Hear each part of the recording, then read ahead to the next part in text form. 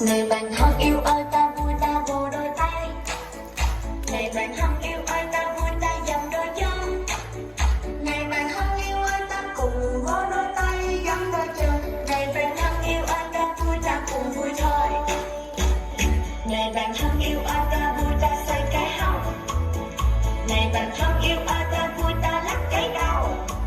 Người bạn thân yêu ơi ta cùng xoay cái hông lắc cái đầu. Người bạn thân yêu ơi ta vui ta cùng vui thôi. Người bạn thân yêu ơi ta vui ta vỗ đôi tay. Người bạn thân